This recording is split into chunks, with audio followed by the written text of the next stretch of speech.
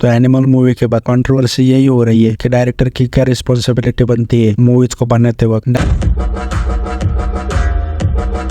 Director को woman representation ऐसी रखनी चाहिए या फिर नहीं, डायरेक्टर को इतना वायलेंस दिखाना चाहिए या फिर नहीं। तो इसका ओपिनियन या फिर आपका पर्सपेक्टिव क्या है वो कमेंट कर बताओ। लेकिन सिनेमा कितने इन्फ्लुएंस कर सकता है इसके बारे में बात करते हैं। सिनेमा एक पावरफुल मीडियम है आर्ट और एंटरटेनमेंट का, जो सोसाइटी को कई तरीके से इन्फ्लुएंस कर सकता है। सिनेमा रिफ्लेक्ट भी करता है सोशल रियलिटी और कई चीजें अवेयरनेस के बारे में भी, यानी कई चीजें अवेयर करता है सिनेमा डिफरेंट इश्यूज के बारे में। एक ऐसा मीडियम है जिसमें आप अपनी क्रिएटिविटी और इमेजिनेशन से एक नया वर्ल्ड बना सकते हो। लेकिन इसके नेगेटिव इफेक्ट से, जैसे स्टेरियोटाइप होना, मिस इन्फॉर्मेशन होना, सिनेमा का जरिए रॉन्ग चीजें इन्फ्लुएंस करना। फॉर एग्जांपल, हिटलर ने सिनेमा का यूज करके वर्ल्ड वॉर के लिए प्रोपेगेंडा मूवीज बनाई थी। हिटलर सिनेमा लवर था और उसने कई फिल्म मेकर के साथ दोस्ती बनाई और उसने सिनेमा का यूज किया। यह जो पावर है उसको इम्पोर्टेंट समझा और उसका यूज किया नाजी दल का पक्ष रखने और हिटलर को खुद को हीरो दिखाने के लिए। हिटलर ने सिनेमा के जरिए अपने लोगों के साथ जोड़ा खुद को और ऐसी कई मूवीज बनाई हिटलर ने। 1935 में ट्रियम्फ देस विलेंस जो एक डॉक्यूमेंट्री थी जिसमें हिटलर का भाषण था। इसके बाद 1940 में देर एविज यूज जिसमें यहूदियों की बुराई थी। इसके बाद 1945 में कोलबर्ग, इसका उद्देश्य था कि जर्मनी के लोगों को वॉर में हारने मानने और आखिरी सांस तक लड़ना है। और ऐसी कई सारी फिल्में। और बात करो अमेरिका की, तो अमेरिका ने जिस तरह सिनेमा का यूज किया है, हिटलर को तुम बात कर सकते हो लेकिन अमेरिका की बात नहीं कर सकते। अमेरिका ने विंस्टन चर्चिल को हीरो बना दिया। द डार्केस्ट आवर मूवी देख लो जिसने बंगाल फेमिना का जेनोसाइड किया। तुम अमेरिका में जाकर ये नहीं बोल सकते कि हिटलर से बड़ा विंस्टन चर्चिल डिक्टेटर था, क्योंकि वहां पर पहले से ही उसको हीरो बना दिया। लेकिन फॉर एग्जांपल न्यूयॉर्क की ले लो, अमेरिका में बेबी गन वायलेंस है, होमलेस लोग है। अमेरिका के भी दो साइड से कई जॉबलेस लोग है। कई एरिया ऐसे है कि अमेरिका में अपराध के बाहर भी नहीं जा सकते, सेफ नहीं है। लेकिन वो चीजें पता नहीं चलती क्योंकि मूवी में अमेरिका की रिप्रेजेंटेशन न्यूयॉर्क, कैसीनो, ये सब चीजें देखने को मिलती है। और वहीं पर स्लमडॉग मिलियनेयर, सलम बॉम्बे, इन जैसे मूवीज की वजह से इंडिया को गरीब दिखाते। अगर हैदराबाद की रिप्रेजेंटेशन दिखाओगे या फिर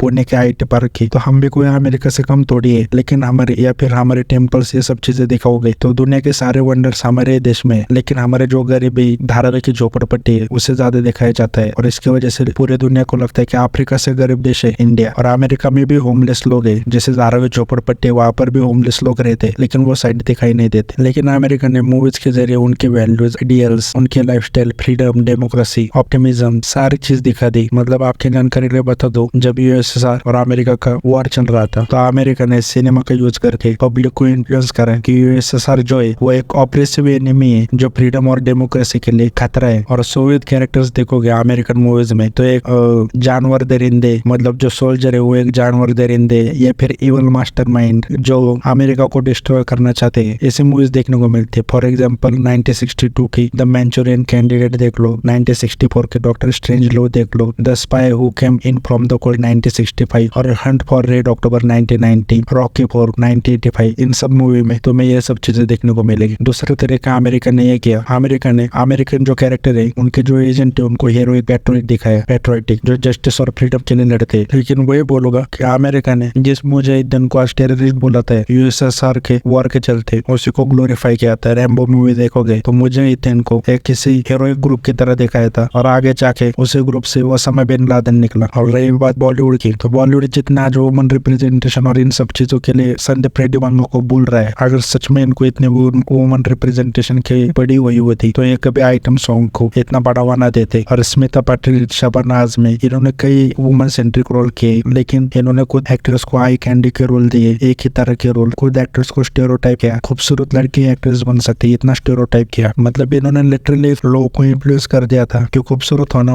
गोरा होना मतलब खूबसूरत होना। तो आज संदीप रेड्डी वांगो को ट्रैश कर रहे हैं, तो मैं कहूँगा बिल्कुल इन्फ्लुएंस होना नहीं चाहिए। मैं कहूँगा कि ऑडियंस इन्फ्लुएंस नहीं होगी तो ऐसा नहीं है, इन्फ्लुएंस होती है, क्राइम पेट्रोल देखकर होती है। जैसे मैंने अभी इतना समझा कि कैसे सिनेमा के जरिए इन्फ्लुएंस करके कई चीजें हुई, तो सिनेमा जरूर इन्फ्लुएंस करता है, लेकिन इसकी वजह से तुम कह रहे हो कि किसी डायरेक्टर को मूवी नहीं बनानी चाहिए, तो ऐसा नहीं है। क्वेंटिन टेरेंटिनो को यही पूछा जाता है जब बॉलीवुड में कि आप इतने मूवी में वायलेंस क्यों दिखाते हो। खास करके अमेरिका में तो गन कल्चर बहुत है, वहाँ पर गन इजीली अवेलेबल है और शूट आउट भी होते रहते हैं स्कूल में। वहाँ कहाँ पर। तो ऐसे में आप वायलेंस दिखाते हो। तो क्वेंटिन टेरेंटिनो एक ही लाइन बोलता है कि ये सिनेमा है, ये रियल लाइफ नहीं है, और मेरी ऑडियंस को पता है कि मैं कहाँ से आता हूँ। यानी क्वेंटिन टेरेंटिनो को जाना ही जाता है वायलेंस के लिए। तो संदीप रेड्डी वंगा का जो वायलेंस दिखाने का गोल था वो यही था कि कुछ क्रिटिक्स को कबीर सिंह वायलेंस देखी थी तो उसने कहा वायलेंस अब देखा होगा मैं, और उसने जानबूझकर कुछ ऐसे सीन डाले कि जिससे वो ट्रिगर हो। लेकिन आज जो के कहा जा रहा है कि मूवी मत बनाओ, तो ऐसा नहीं हो सकता। आप पॉइंट आउट करो ये गलत है, ये गलत है, और जो होना भी चाहिए। पूरे वर्ल्ड में यही होता है, फिलोसॉफिकल डिस्कशन होते हैं, कुछ गलत लगता है तो उस पर डिस्कशन होते हैं, डिबेट्स होती है। तो आप बोलो ये गलत है, ये गलत है, मूवी बैन करना कोई सॉल्यूशन नहीं है जब तक मुझे लगता है उसमें रिलीजियस चीज इन्वॉल्व ना हो, क्योंकि उसके दंगे हो जाते हैं, लिटरली बहुत सारी चीजें होती है। बाकी मैं तो कहूँगा ऐसे फॉर्मल शॉर्ट्स वेरे दे वेडिंग मूवीज आती है तब सारी लड़कियां तो नहीं लेकिन कई फेमिनिस्ट उनको सेलिब्रेट करती है और उनका भी इन्फ्लुएंस होता है, लेकिन तब कोई नहीं कहता कि मूवी बंद कर दो। वो क्रिटिसिज्म देते हैं और आगे बढ़ जाते हैं। तो तुम अपना क्रिटिसिज्म इस मूवी को दो, आगे बढ़ जाओ। और every action has it consequences. तो जो इन्फ्लुएंस भी हो रहा है तो एक बार सोच लो कि तुम्हें क्या कॉन्सिक्वेंसेस झेलने पड़ेंगे। ये इसी मूवी की बात नहीं कर रहा हूँ, वेरे दे वेडिंग के और इन जैसे फेमिनिस्ट टॉक्सिक फेमिनिस्ट मूवी से जो लड़कियां होती है इन्फ्लुएंस, और इन कबीर सिंह और ये एनिमल इन जैसे मूवी से भी होते हैं, क्राइम पेट्रोल से होते हैं। तो तुम्हें सोचना है। बाकी मैं तो यही कहूँगा कि मूवी इन्फ्लुएंस करता है और नेगेटिव चीजें ज्यादा इन्फ्लुएंस करते हैं, ये रियलिटी है। फॉर एग्जाम्पल खलनायक ले लो, दोनों अच्छे कैरेक्टर है। जैकी श्रॉफ का पुलिस वाला कैरेक्टर है जो बहुत ईमानदार है, जो मेहनत करके पुलिस वाला बना, समाज को सुधारना चाहता है, और एक संजय दत्त का कैरेक्टर है। लेकिन लोगों को संजय दत्त का कैरेक्टर पसंद आता है, जैकी श्रॉफ का नहीं, क्योंकि संजय दत्त का कैरेक्टर मूवी में कूल लगता है, स्वैग लगता है, लेकिन जरूरी नहीं लोगों से फॉलो भी करे रियल लाइफ में। तो यही चीज समझ लो, इन्फ्लुएंस होना है तो अच्छे मूवी से हो, परस्यूट ऑफ हैप्पीनेस, अपने सपने पूरे करो। या फिर अभी 12 फेल मूवी आई उससे इन्फ्लुएंस हो, तो इस चीज के बिल्कुल भी फेवर में नहीं हो कि तुम्हारे आइडियोलॉजी और थॉट्स नहीं मिल रहे, तो ऐसे मूवीज नहीं बनने चाहिए। मूवी बिल्कुल बनने चाहिए, जो चाहे वैसे मूवीज बना दो। और ये मैं फिक्शन की बात कर रहा हूँ, अगर इतिहास या फिर किसी के बायोपिक मूवी बनती है तो उसके ऊपर जरूर सेंसरशिप होनी चाहिए, ये मैं मानूंगा। मतलब वो इतिहास जो है वो सही सोर्सेस से तो लिए है कि नहीं, तो ये वो चीजें जरूर मैं मानूंगा। लेकिन जब फिक्शन की बात आती है तो तुम चीजें नहीं कंट्रोल कर सकते, वेरे दे वेडिंग हो या फिर